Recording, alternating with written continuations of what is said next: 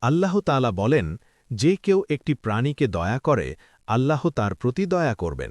এসো ছানারা, খাও, এটা তোমাদের জন্য। ভালো হয়েছে, তাই না? এই গল্প নয়, বরং আল্লাহর অসীম রহমত ও সৎকাজের পুরস্কারের এক জীবন্ত প্রমাণ। এই গল্পের নায়ক আয়ান, বয়স মাত্র 12। সুন্দরবনের কাছে এক ছোট গ্রামে তার মা-বাবার সাথে থাকে। বাবা মাছ ধরে জীবিকা নির্বাহ করেন। আয়ান মাদ্রাসায় পড়ে এবং বিকেলে গ্রামের কাজে সাহায্য করে। সে খুব দয়ালু, প্রাণীদের প্রতি তার অসীম মমতা। রসূলুল্লাহ সাল্লাল্লাহু আলাইহি ওয়াসাল্লামের হাদিস সে মনে রাখে, প্রত্যেক প্রাণীর মধ্যে আল্লাহর রহমত আছে। এক বর্ষার দিন আয়ান গ্রামের কাছে জঙ্গলে কাঠ কুড়োতে গিয়েছিল। হঠাৎ তার চোখে পড়ল এক ভয়ঙ্কর দৃশ্য।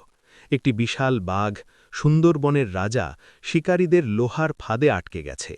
বাঘটি গর্জন করছে, কিন্তু তার চোখে যন্ত্রণা আর ভয়। শিকারীরা তাকে মারতে আসবে শীঘ্রই।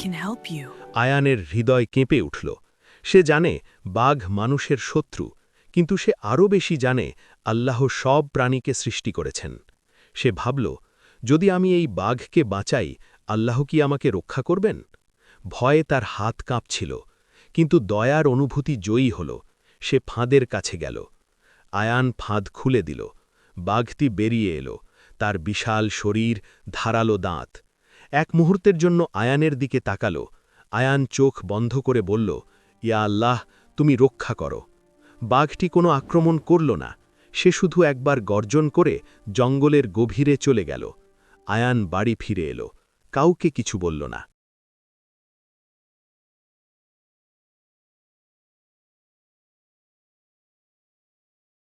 কয়েকদিন পর, গভীর রাত, গ্রামে ডাকাতের দল আয়ানদের ঘরে হামলা করল। তারা সব কিছু লুট করতে চায়। আয়ান আর তার মা ভয়ে কাঁপছিলেন। হঠাৎ জঙ্গল থেকে ভয়ঙ্কর গর্জন ভেসে এলো। সেই একই বাঘ।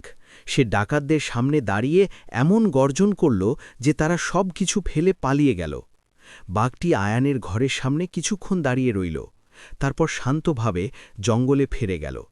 আয়ানের ছোট্ট একটি দয়ার কাজ আল্লাহ কিভাবে পুরস্কৃত করলেন? বাঘটি হয়ে উঠল তার অদৃশ্য রক্ষক। এই গল্প আমাদের শেখায়, কোনো ভালো কাজ ছোট নয়। প্রাণীর প্রতি দয়া করা ইসলামের অংশ। রাসূল সাল্লাল্লাহু আলাইহি ওয়াসাল্লাম বলেছেন, যে দয়া করে না তার প্রতি দয়া করা হয় না।